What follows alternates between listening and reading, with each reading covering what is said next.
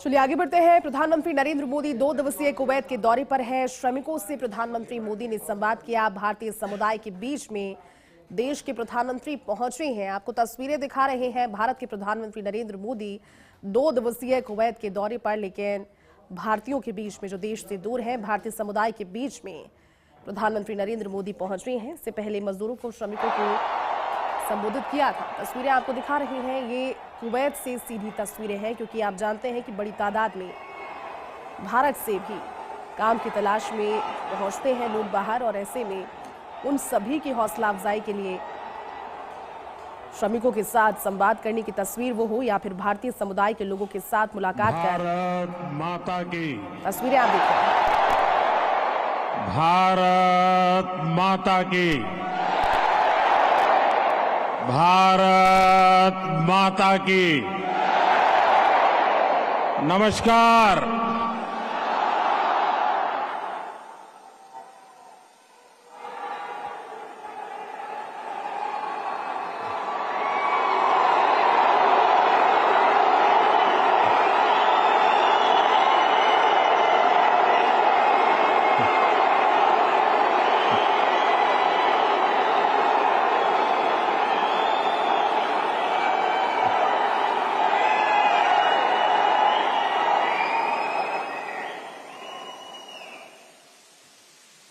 अभी 2-2.5 घंटे पहले ही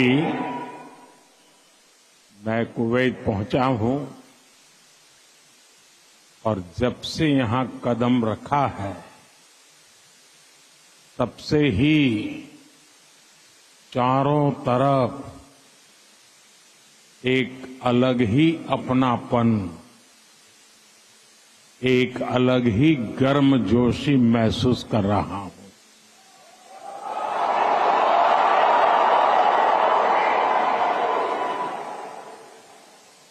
आप सब भारत के अलग अलग राज्यों से आए हैं,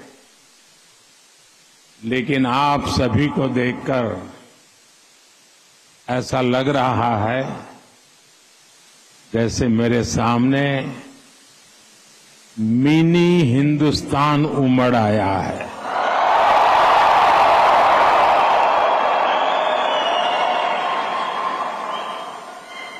यहां पर नॉर्थ, साउथ, ईस्ट, वेस्ट, हर क्षेत्र के अलग अलग भाषा बोली बोलने वाले लोग मेरे सामने नजर आ रहे हैं, लेकिन सबके दिल में एक ही गूंज है।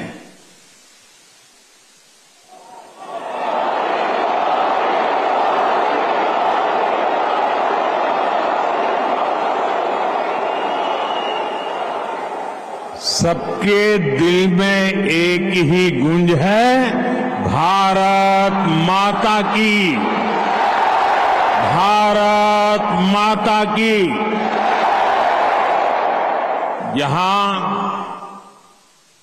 हर कल्चर की फेस्टिविटी है। अभी आप क्रिसमस और न्यू ईयर की तैयारी कर रहे हैं, फिर पोंगल आने वाला है, मकर संक्रांति हो, लोहड़ी हो, बिहू हो, ऐसे अनेक त्योहार बहुत दूर नहीं है। मैं आप सभी को क्रिसमस की, न्यू ईयर की और देश के कोने कोने में मनाए जाने वाले सभी त्योहारों की बहुत बहुत शुभकामनाएं देता हूं।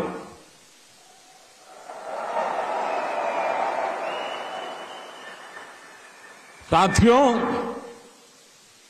आज निजी रूप से मेरे लिए ये पल बहुत खास है।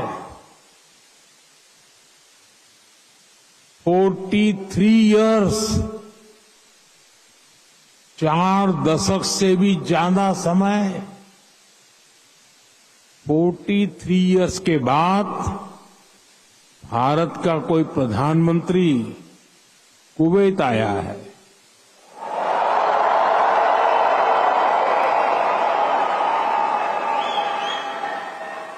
आपको हिंदुस्तान से यहां आना है तो 4 घंटे लगते हैं, प्रधानमंत्री को 4 दशक लग गए।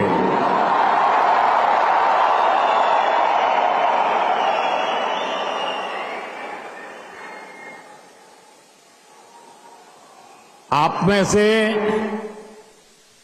इतने ही साथी तो पीढ़ियों से कुवैत में ही रह रहे हैं। बहुतों का तो जन्म ही यहीं हुआ है और हर साल सैकड़ों भारतीय आपके समूह में जुड़ते जाते हैं। आपने कुवैत के समाज में भारतीयता का तड़का लगाया है। आपने कुवैत के कैनवास पर भारतीय हुनर का रंग भरा है। आपने कुवैत में भारत के टैलेंट, टेक्नोलॉजी और ट्रेडिशन का मसाला मिक्स किया है। और इसलिए मैं आज यहां सिर्फ आपसे मिलने ही नहीं आया हूं, आप सभी की उपलब्धियों को सेलिब्रेट करने के लिए आया हूं।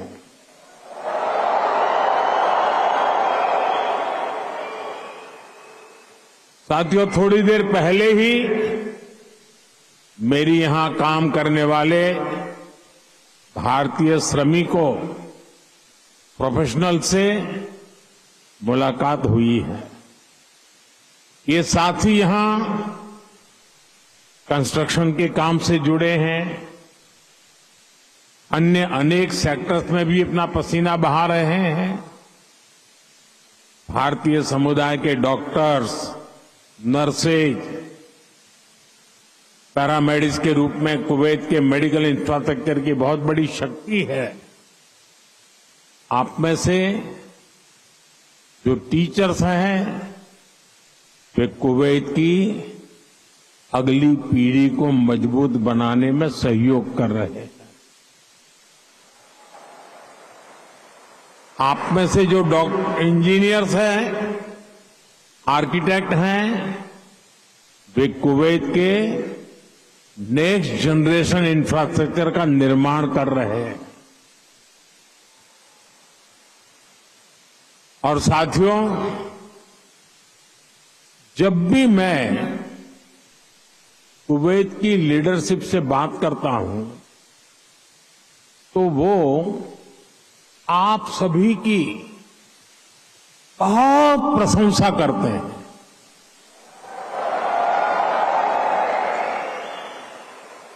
कुवैत के नागरिक भी आप सभी भारतीयों की मेहनत, आपकी ईमानदारी, आपकी स्किल की वजह से आपका बहुत मान करते हैं।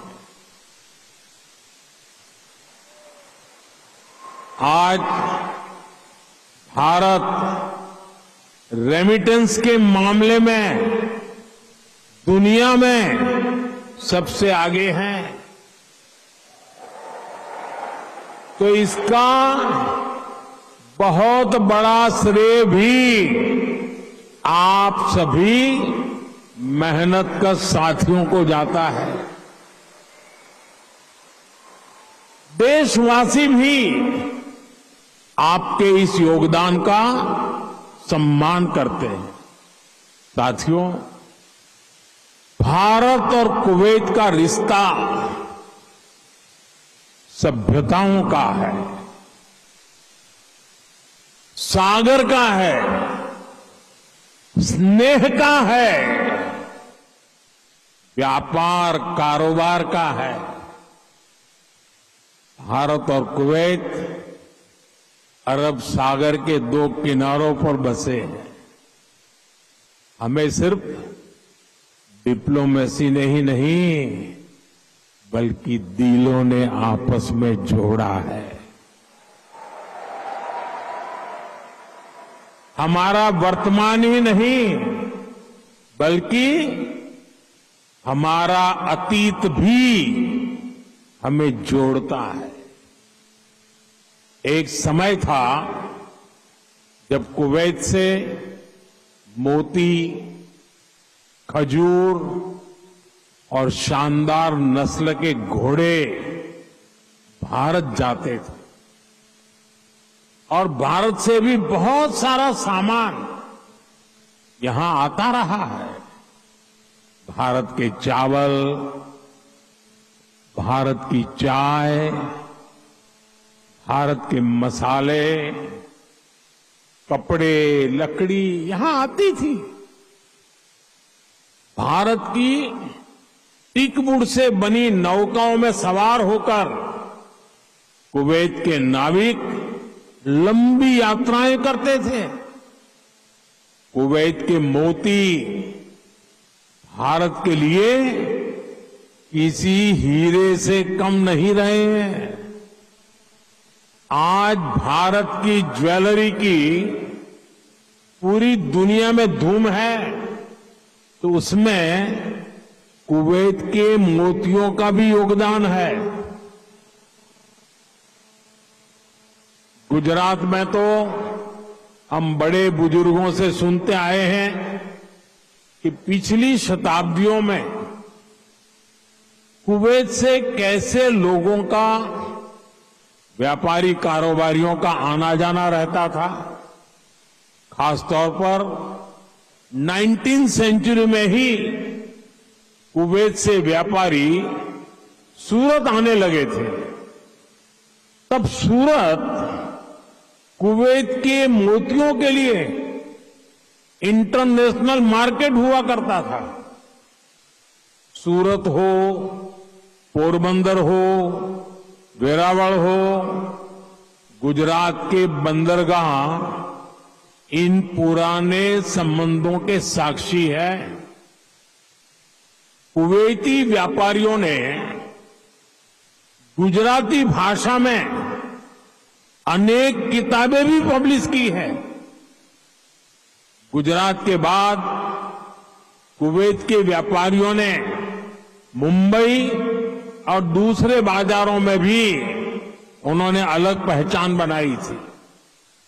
यहां के प्रसिद्ध व्यापारी अब्दुल लतीफ अल अब्दुल रज्जाक की किताब how to calculate pearl weight Mumbai में छपी थी। कुवैत के बहुत सारे व्यापारियों ने एक्सपोर्ट और इंपोर्ट के लिए मुंबई, कोलकाता, पोरबंदर, वेरावल और गोवा में अपने ऑफिस खोले हैं। कुवैत के बहुत सारे परिवार आज भी मुंबई की मोहम्मद अली स्ट्रीट में रहते हैं। बहुत सारे लोगों को ये जानकर हैरानी होगी, 60-65 साल पहले कुवैत में भारतीय रुपये वैसे ही चलते थे जैसे भारत में चलते हैं। यानी यहां किसी दुकान से कुछ खरीदने पर भारतीय रुपये ही स्वीकार किए जाते थे। तब भारतीय करेंसी की जो शब्दावली थी, जैसे रुपया, पैसा, आना, ये भी कुवैत के लोगों के लिए बहुत ही सामान्य था। साथियों, भारत दुनिया के उन पहले देशों में से एक है जिसने कुवैत की स्वतंत्रता के बाद उसे मान्यता दी थी। और इसलिए जिस देश से, जिस समाज से इतनी सारी यादें जुड़ी हैं, जिससे हमारा वर्तमान जुड़ा है, वहां आना मेरे लिए बहुत यादगार है। मैं कुवैत के लोगों का, यहां की सरकार का बहुत आभारी हूं। मैं हिज हाइनेस द अमीर का उनके इनविटेशन के लिए विशेष रूप से धन्यवाद देता हूं। साथियों, अतीत में कल्चर और कॉमर्स ने जो रिश्ता बनाया था, वो आज नई सदी में नई बुलंदी की तरफ आगे बढ़ रहा है। आज कुवैत भारत का बहुत अहम एनर्जी और ट्रेड पार्टनर है। कुवैत की कंपनियों के लिए भी भारत एक बड़ा इन्वेस्टमेंट डेस्टिनेशन है। मुझे याद है, his highness crown prince of Kuwait ने न्यूयॉर्क में हमारी मुलाकात के दौरान एक कहावत का जिक्र किया था। उन्होंने कहा था, "When you are in need, India is your destination."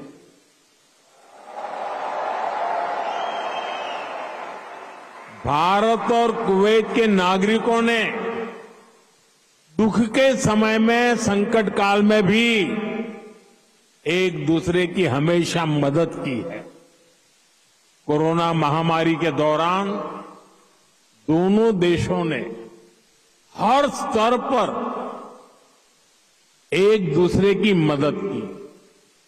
जब भारत को सबसे ज्यादा जरूरत पड़ी, तो कुवैत ने हिंदुस्तान को लिक्विड ऑक्सीजन की सप्लाई दी।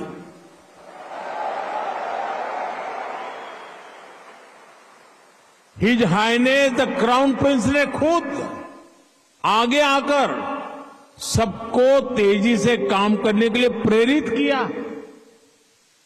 मुझे संतोष है कि भारत ने भी कुवैत को वैक्सीन और मेडिकल टीम भेजकर इस संकट से लड़ने का साहस दिया।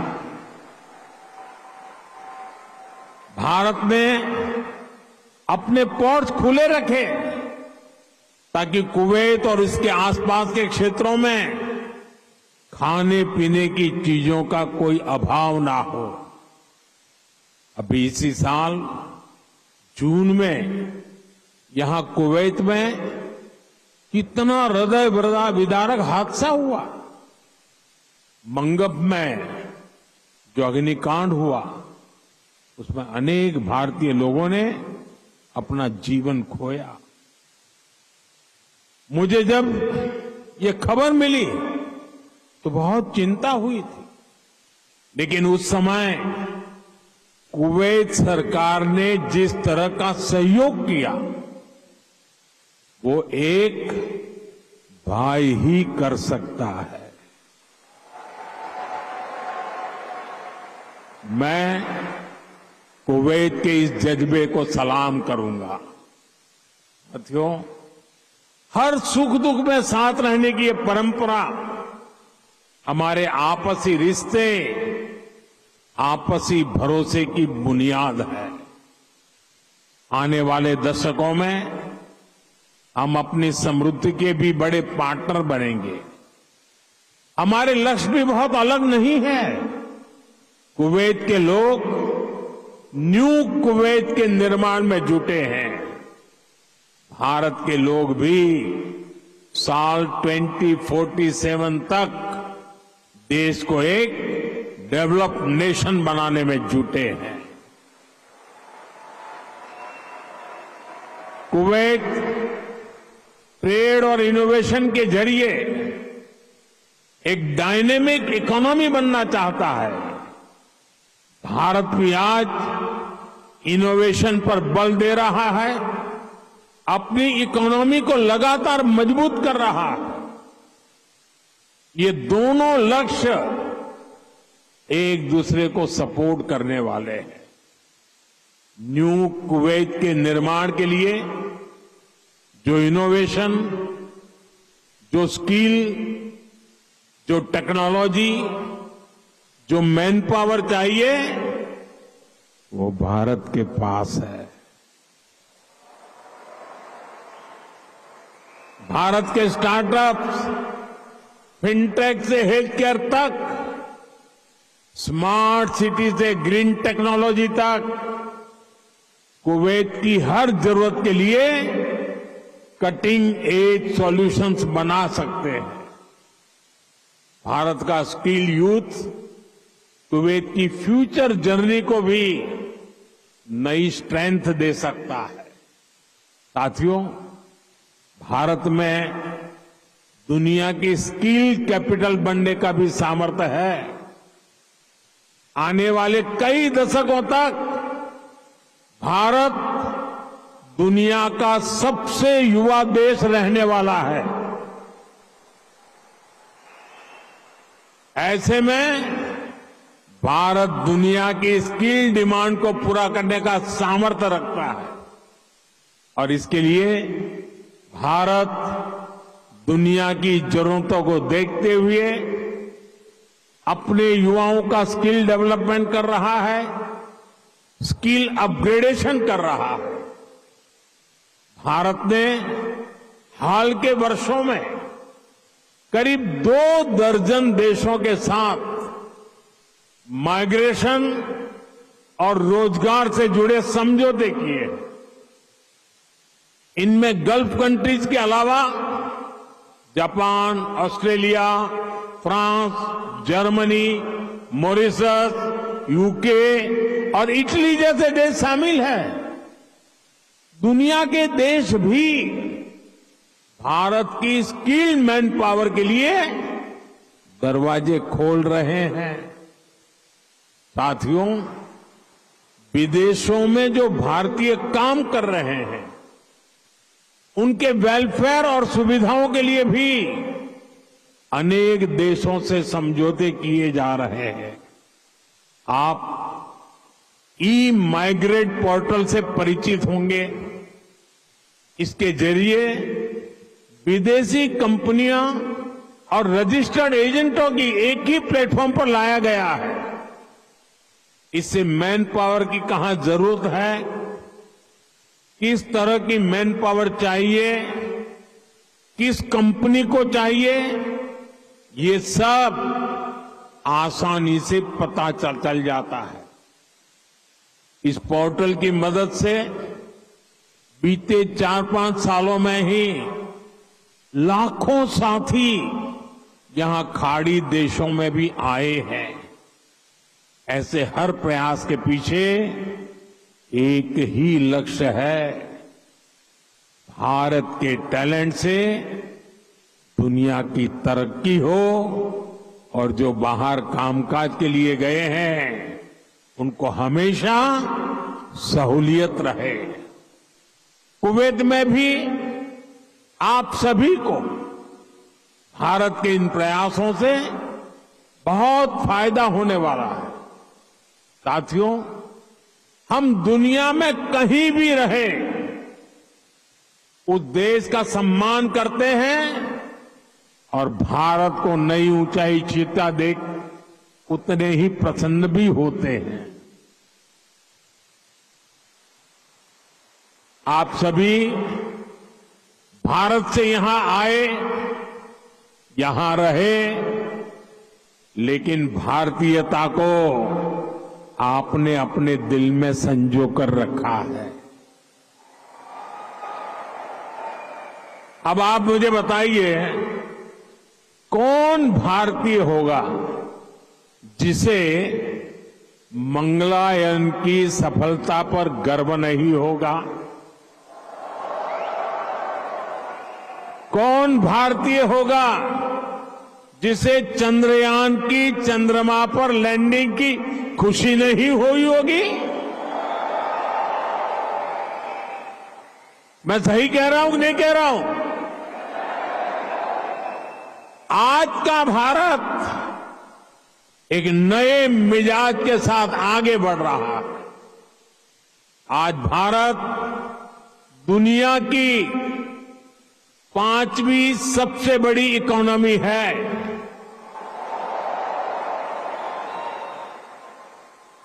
आज दुनिया का नंबर 1 फिनटेक इकोसिस्टम भारत में है। आज दुनिया का तीसरा सबसे बड़ा स्टार्टअप इकोसिस्टम भारत में है। आज भारत दुनिया का दूसरा सबसे बड़ा मोबाइल निर्माता देश है। मैं आपको एक आंकड़ा देता हूं और सुनकर आपको भी अच्छा लगेगा। बीते 10 साल में भारत ने जितना ऑप्टिकल फाइबर बिछाया है,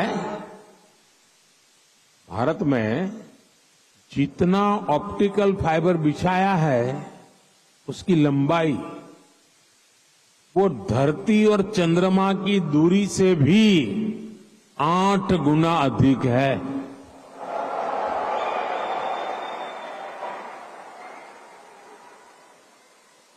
आज भारत दुनिया के सबसे डिजिटल कनेक्टेड देशों में से एक है। छोटे छोटे शहरों से लेकर गांवों तक हर भारतीय डिजिटल टूल्स का उपयोग कर रहा है। भारत में स्मार्ट डिजिटल सिस्टम अब लग्जरी नहीं बल्कि कॉमन मैन की रोजमर्रा की जिंदगी में शामिल हो गया है।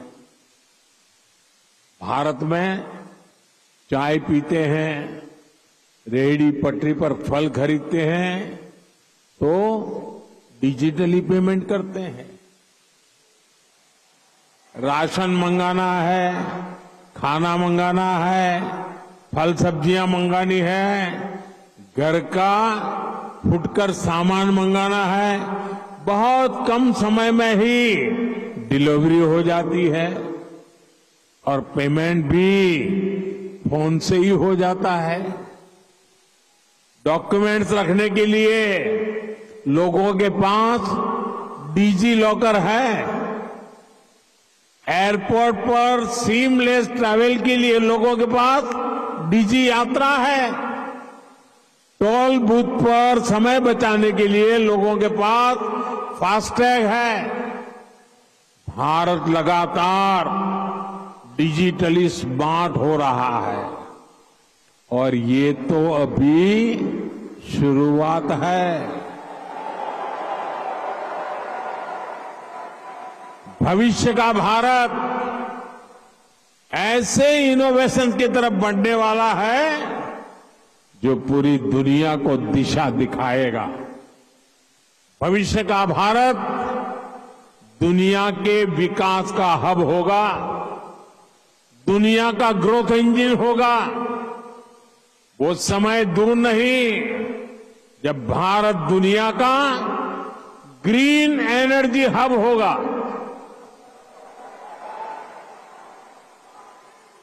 फार्मा हब होगा, इलेक्ट्रॉनिक्स हब होगा, ऑटोमोबाइल हब होगा, सेमीकंडक्टर हब होगा, लीगल इंश्योरेंस हब होगा, कॉन्ट्रैक्टिंग कॉमर्शियल हब होगा। आप देखेंगे जब दुनिया के बड़े बड़े इकोनॉमी सेंटर्स भारत में होंगे।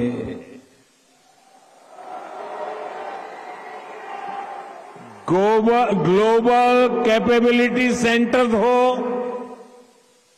ग्लोबल टेक्नोलॉजी सेंटर्स हो, ग्लोबल इंजीनियरिंग सेंटर्स हो, इनका बहुत बड़ा हब भारत बनेगा। साथियों, हम पूरे विश्व को एक परिवार मानते हैं। भारत एक विश्व बंधु के रूप में दुनिया के भले की सोच के साथ आगे चल रहा है और दुनिया भी भारत की इस भावना को मान दे रही है। आज 21 दिसंबर 2024 को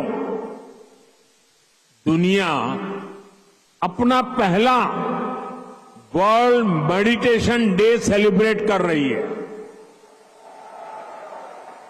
ये भारत की हजारों वर्षों की मेडिटेशन परंपरा को ही समर्पित है। 2015 से दुनिया 21 जून को इंटरनेशनल योगा डे मनाती आ रही है। ये भी भारत की योग परंपरा को समर्पित है। साल 2023 को दुनिया ने इंटरनेशनल मिलेट ईयर के रूप में मनाया। ये भी भारत के प्रयासों और प्रस्ताव से ही संभव हो सका। आज भारत का योग दुनिया के हर रीजन को जोड़ रहा है। आज भारत की ट्रेडिशनल मेडिसिन, हमारा आयुर्वेद, हमारे आयुष प्रोडक्ट ग्लोबल वेलनेस को समृद्ध कर रहे हैं। आज हमारे सुपर फूड मिलेट्स, हमारे श्री अन्न न्यूट्रिशन और हेल्दी लाइफस्टाइल का बड़ा आधार बन रहे हैं। आज नालंदा से लेकर आईआईटीज तक का हमारा knowledge system global knowledge ecosystem को स्ट्रेंथ दे रहा है। आज भारत ग्लोबल कनेक्टिविटी की भी एक अहम कड़ी बन रहा है। पिछले साल भारत में हुए G20 सम्मेलन के दौरान Bharat middle east Europe corridor की घोषणा हुई थी। ये कॉरिडोर भविष्य की दुनिया को नई दिशा देने वाला है। साथियों, विकसित भारत की यात्रा आप सभी के सहयोग, भारतीय डायस्पोरा की भागीदारी के बिना अधूरी है। मैं आप सभी को विकसित भारत के संकल्प से जुड़ने के लिए आमंत्रित करता हूं। नए साल का पहला महीना 2025 का जनवरी इस बार अनेक राष्ट्रीय उत्सवों का महीना होने वाला है। इसी साल 8 से 10 जनवरी तक भुवनेश्वर में प्रवासी भारतीय दिवस का आयोजन होगा। दुनिया भर से लोग आएंगे। मैं आप सबको इस कार्यक्रम के लिए आमंत्रित करता हूं। इस यात्रा में आप पुरी में महाप्रभु जगन्नाथ जी का आशीर्वाद ले सकते हैं। इसके बाद प्रयागराज में आप महाकुंभ में शामिल होने के लिए प्रयागराज पधारिए। ये 13 जनवरी से 26 फरवरी तक चलने वाला है, करीब 1.5 महीना। 26 जनवरी को आप गणतंत्र दिवस देखकर ही वापस लौटिए। और हां, आप अपने कुवैती दोस्तों को भी भारत लाइए, उनको भारत घुमाइए। यहां पर कभी एक समय था, यहां पर कभी श्री दिलीप कुमार साहब ने पहले भारतीय रेस्तरां का उद्घाटन किया था। भारत का असली जायका तो वहां जाकर ही पता चलेगा। इसलिए अपने कुवैती दोस्तों को इसके लिए जरूर तैयार करना है।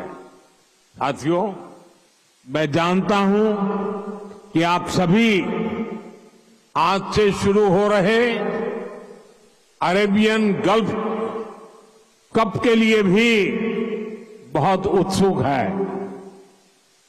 आप कुवैत की टीम को चीयर करने के लिए तत्पर है। मैं हिज हाइनेस द अमीर का आभारी हूं। उन्होंने मुझे उद्घाटन समारोह में गेस्ट ऑफ ऑनर के रूप में इनवाइट किया है। ये दिखाता है कि रॉयल फैमिली, कुवैत की सरकार आप सभी का, भारत का कितना सम्मान करती है। भारत कुवैत रिश्तों को आप सभी ऐसे ही सशक्त करते रहे। इसी कामना के साथ फिर से आप सभी का बहुत बहुत धन्यवाद।